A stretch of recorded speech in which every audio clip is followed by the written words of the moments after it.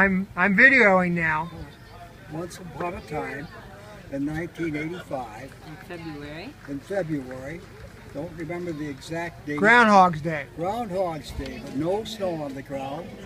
We were traveling down through Monroe, Michigan. Had to make a quick stop.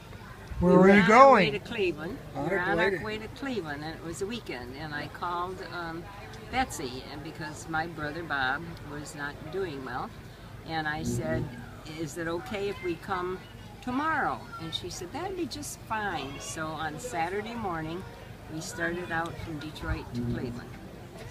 And when we got to Monroe, Michigan, we took a short stop to necessaries, and we got back at the gas station. And then Eileen, this lady here, my daughter Patty were sitting in the back seat because they hadn't seen each other for a while, and they were reading the Sunday paper. It was on a Sunday. I'm pretty certain it was a Sunday. And so after we all got back on board, as I thought, we began to pull out, and as we were entering a limited access highway, it wasn't a freeway, it was south toward Toledo. As I entered the highway, the limited access highway, I looked back and I said to Patty, "Where's your mother?" Dawned on me that she was not in the back seat. Patty looked at me and she looked at me and said, "Well, I thought she was right here."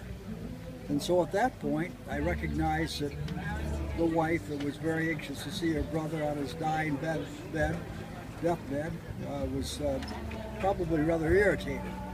So as we steamed toward Toledo without the wife, when we finally got turned around, probably a 20-25 mile trip, we came back, and she had thought not very highly of us, because not only we had left her, but we'd left her abandoned without any money, any way to call. It was way before cell phones or any of these modern devices, these miracle phones. And that was just another tester for our marriage.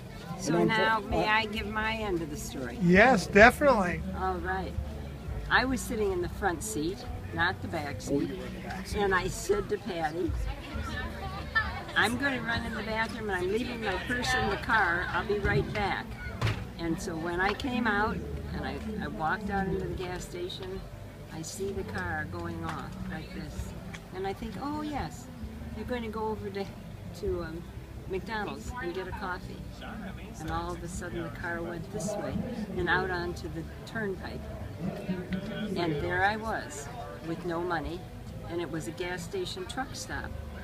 So all the truckers had on their flannel shirts because it was wintertime, and almost all men. And so I looked around and I thought, who am I going to go to for help? And the only person I could find for help was the lady, one of the few ladies, and she was the cashier. And so I thought, if I get desperate, I will go talk to the lady cashier and borrow 10 cents and call Cleveland and say, "Come back and get me, you son of a bitch!" Something like that.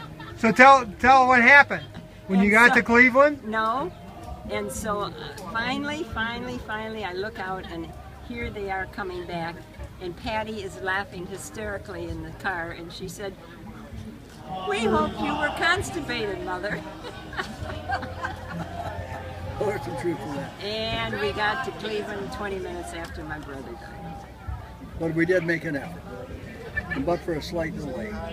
But for a misunderstanding on who was in the front seat and who was in the back seat. Well, I'll tell you what.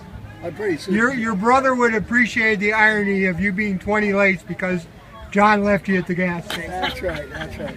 Well, there's a story behind that, because Eileen has always been a moving target. The same thing happened when we went down to get our wedding license. Eileen has always been, "I will be here at a certain time," and many other times in our lifetime she has not shown up on time. And this is just another example of one of many instances. Oh yes, absolutely. We can waltz together throughout life. No question about that. That's it.